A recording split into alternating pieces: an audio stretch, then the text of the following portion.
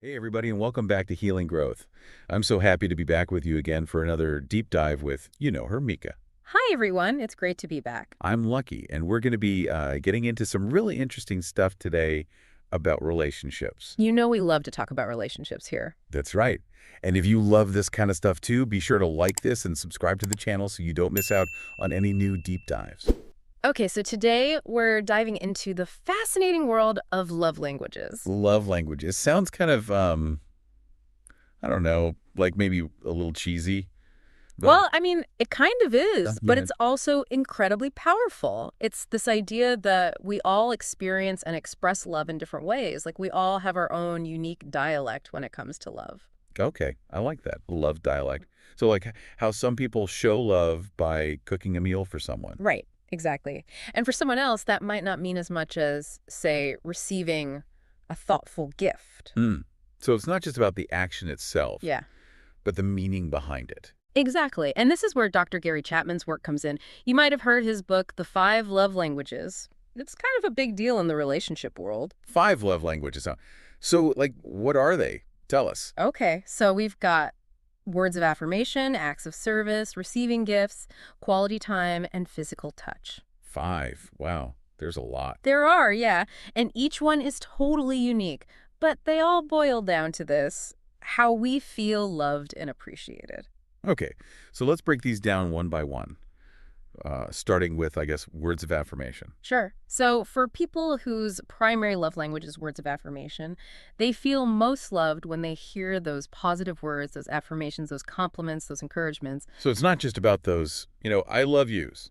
No, it can be, but it's more than that. It's about those little things like, leaving a note for your partner saying how much you appreciate them or telling them how great they look in that outfit or just sending a quick text during the day saying you're thinking of them. Oh, that's sweet. Like really making an effort to express your feelings verbally. Yeah, and it doesn't have to be big flowery speeches either. It's more about those genuine, heartfelt expressions that just really resonate with them on a deep level. Okay, I got it. So words are their love currency. That's a great way to put it. What about acts of service that like doing the Oh, dishes? yeah. Doing the dishes without being asked is definitely a classic act of service, but it goes beyond that. It's about taking initiative to help lighten your partner's load, anticipating their needs and doing something thoughtful to make their life just a little bit easier. Oh, I see. Like picking up their dry cleaning or making their coffee in the morning. Right, exactly. It's all about showing love through those actions, those gestures that say, hey, I care about you and I want to do something to make your day a little brighter. I feel like my love language might be acts of service. It could be. What's next? Okay, so the next one is receiving gifts. Okay, gifts. This one, I don't know. I feel like it can be misinterpreted as being materialistic, Yeah. right?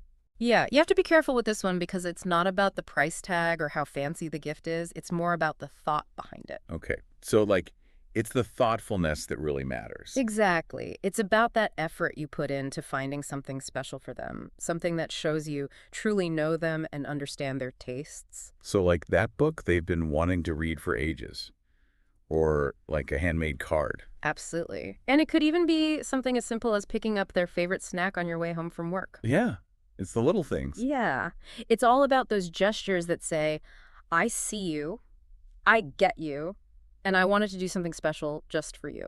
So it's like you're showing your love through those tangible tokens of affection. Exactly. Okay, got it.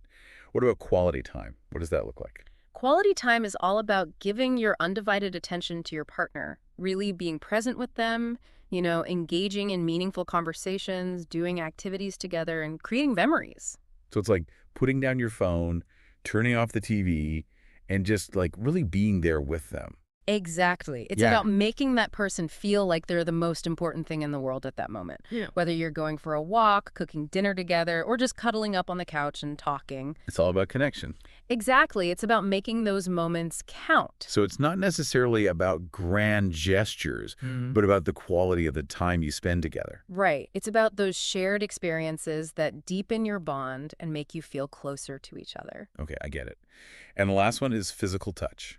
Yes. So for people whose love language is physical touch, they feel most loved and connected through physical affection. So hugs, kisses, holding hands, all the good stuff. Exactly. It's about those nonverbal expressions of love, like a gentle touch on the arm, a back rub after a long day, or just cuddling up close on the couch. Makes sense, like you're speaking the language of touch. Yeah. And for some people, it's the most powerful way to feel loved and appreciated. Okay, so we've got our 5 love languages. Now, why is all this so important to understand? Like, how can knowing this stuff actually help us in our relationships? Well, I've seen so many couples struggling because they're speaking different love languages. They're expressing love, but it's not landing in the way they intended it to. Oh, I see. It's like they're trying to communicate, but the message is getting lost in translation. Precisely. And this can lead to misunderstandings, unmet needs, and even conflicts. Like one person is showering the other with gifts, but they'd actually feel more loved if their partner just, spent some quality time with them. Exactly. Or one partner is constantly expressing their love verbally, while the other craves those acts of service, and they're both left feeling unappreciated and unfulfilled. Oh, man. This really does make a lot of sense. Okay, so how do we figure out what our love language is? Like, is there a quiz we can take or something? You can find quizzes online, yeah. But honestly, the best way to discover your love language is through self-reflection. Self-reflection, like, what do you mean? Well, just take some time to think about what makes you feel most loved and appreciated. Okay, so if you really love it when your partner helps you with chores, Then maybe acts of service is high up there for you. Or if you just melt when your partner whispers sweet nothings in your ear. then words of affirmation might be your jam. Exactly.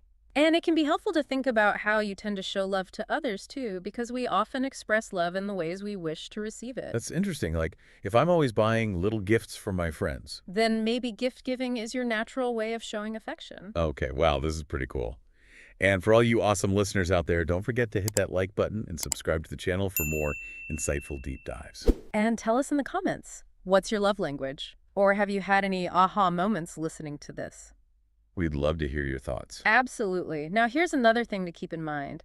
It's not always just one love language. What do you mean?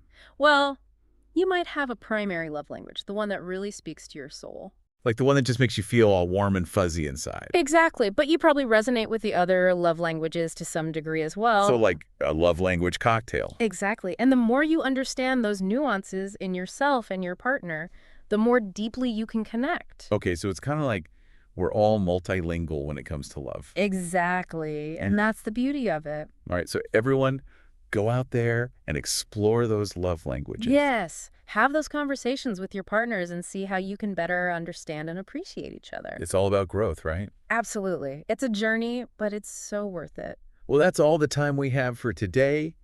Thanks for joining us on this deep dive into the world of love languages. It's been a pleasure, as always. We'll catch you next time on Healing Growth. Until then, keep those hearts open and those connections growing. Bye, everyone. Bye.